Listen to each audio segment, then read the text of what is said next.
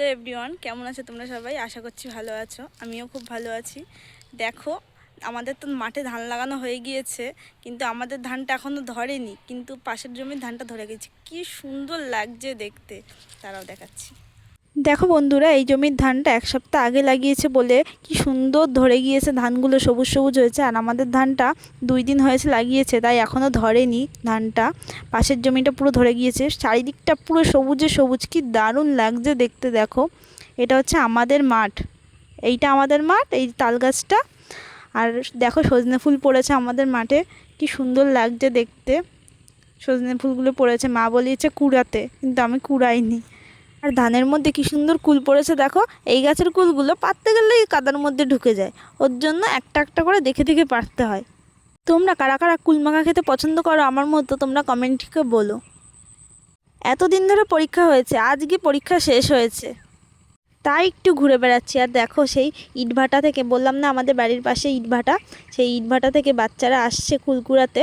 ওরা আজকেও কুল কুড়িয়ে নিয়ে যাবে। তারপর আমি ঘরে গিয়ে ব্লাউজটা সেলাই করে নিচ্ছিলাম, আমার মালিক একটু পরে নিতে আসবে। করতে করতে এত জোর খিদে পেয়ে গেছে, কি আর বলবো তোমাদের। তারপর ঘরে গিয়ে দেখছি কিছুই কাজবাজ হয়নি। তারপর বাসন মেজে গ্যাস পরিষ্কার করে হাঁড়িটা ধুয়ে এনে তারপর হাঁড়িতে জল দিয়ে বসিয়ে দিয়েছি গ্যাসের উপর। জলটা গরম হয়ে গেছে দেখে চালটা দিয়ে দিয়েছিলাম হাঁড়ির ভিতরে।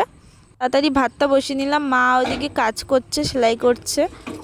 মাকে তো আর বলা যায় না, মা কত দিক সামলাবে বলো, তার জন্য আমি ওইটুকু করে নিচ্ছিলাম। মা বললো গাছ থেকে বকফুল পেড়ে নিয়ে আসতে, কিন্তু ওই ভিডিওটা তোলা হয়নি, মা ভুলে গেছিলাম। তারপরে ঘরটা মুছে নিচ্ছিলাম, ঘরটা মুছে স্নান করে তারপরে ভাত খাবো। আজকে বকফুল ভেজেছে মা কড়কড়ে করে, জানো কি সুন্দর হয়েছে দেখো বকফুল ভাজা। তারপর আমি ভাত খেয়ে নিচ্ছিলাম স্নান করে এসে, দারুণ লাগছিল। কিছুই তরকারি ছিল না, তাই মা বকফুল গাছ দিয়ে পেরে এনে বকফুল ভেজেছে। হয়ে গিয়েছে, ভাত খাওয়া হয়ে গিয়েছে, এখন একটু ছাদে এসেছি। কি সুন্দর হাওয়া দিচ্ছে ছাদে, এর জন্য একটু এসে দাঁড়ালাম। আর এই যে কামরাঙা খেতে খেতে ছাদে এসেছি। পিছনের দৃশ্যটা কত ভালো লাগছে, তোমাদের দেখাবো, দাঁড়াও। দেখো বন্ধুরা, এটা আমাদের কুল গাছ, কি সুন্দর কুল হয়েছে দেখো। আর পিছনের দৃশ্যটা দেখো কত সুন্দর লাগছে। আর আমাদের ছাদের উপরে কি সুন্দর ফুল গাছ হয়েছে দেখো।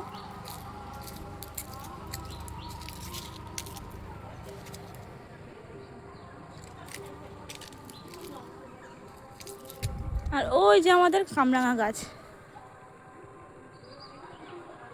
আর মা ছাদের উপর কুল শুকো দিয়েছে, কুলের আচার বানাবে বলে কুলগুলো সব শুকিয়ে গিয়েছে।